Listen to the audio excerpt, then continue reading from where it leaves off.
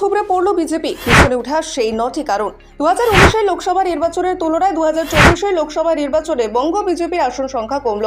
Vote গ্রহণের পর booth ফেরত বিভিন্ন সমীক্ষায় বিজেপি এগিয়ে থাকলেও বাস্তবে কিন্তু উল্টো ঘটনা ঘটল।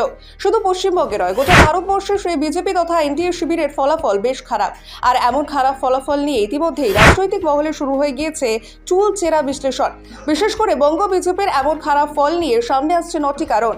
প্রথম কারণ, রাজনৈতিক বিশেষজ্ঞ মহলের বড় অংশ মনে করছেন বঙ্গে তৃণমূলকে মাইলেজ দেওয়া এবং বিজেপিকে ধরাশায়ী করার পেছনে সবচেয়ে বড় যে কারণ তা হলো লক্ষ্মীর ভাণ্ডার। 2021 বিধানসভা নির্বাচনের আগে ঘোষণা হওয়া এই প্রকল্পে এবার টাকার পরিমাণ দ্বিগুণ করে দেওয়া হয়েছে। স্বাভাবিকভাবেই কাতারে কাতারে মহিলাদের ভোট ঢুকছে তৃণমূলের ঝুলিতে।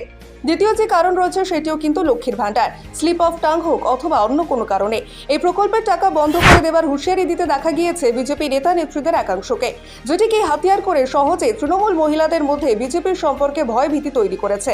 মহিলাদের তৃণমূল বিশ্বাস করাতে সক্ষম হয়েছে যে বিজেপি এলে সত্যি লক্ষ্মীর ভাণ্ডারের টাকা বন্ধ হয়ে যাবে। এক্ষেত্রে শুভেন্দু অধিকারী অথবা অন্যান্য বিজেপি নেতা নেত্রীরা বেশি টাকা দেওয়া অথবা অন্য কোনো প্রকল্পের প্রতিশ্রুতি দিলেও তা বিশ্বাসের জায়গায় পৌঁছাতে পারেনি।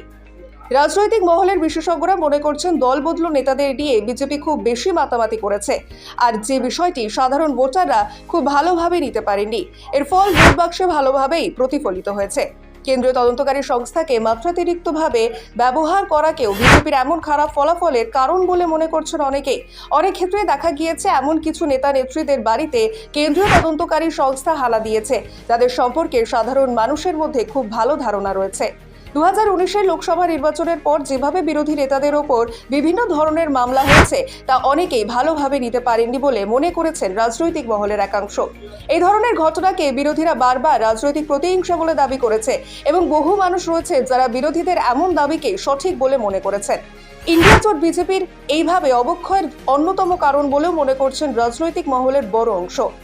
পশ্চিমবঙ্গে তৃণমূল আলাদা করে লড়াই করলেও বারবার তৃণমূল সুপ্রিমো মমতা বন্দ্যোপাধ্যায় দাবি করেছেন ইন্ডিয়া জোট তারই তৈরি এবং ইন্ডিয়া জোট সরকার গড়লে তৃণমূল বাইরে থেকে হোক অথবা ভেতর থেকে সমর্থন জানাবে।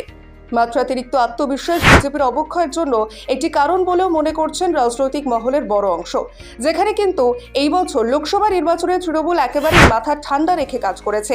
সেইভাবে তৃণমূল নেতারা তেমন কোনো অস্বস্তিকর বক্তব্য রাখতে দেখা যায়নি এবং আগাম ওভার কনফিডেন্স বাড়িয়ে কত সিট পাবেন তা ঘোষণা করতে দেখা যায়নি।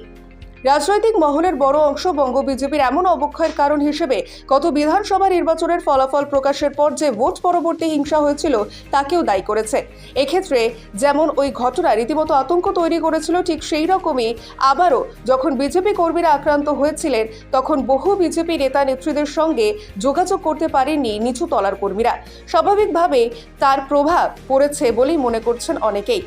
বাংলায় তৃণমূল ভালো ফলাফলের ক্ষেত্রে যেখানে সংখ্যালঘু ভোটকে অনেকটাই দায়ী করা হয়, সেই তৃণমূলের সংখ্যালঘু ভোট ব্যাংক এতটুকু চির ধরাতে পারেনি অন্যান্য রাজনৈতিক দলগুলি।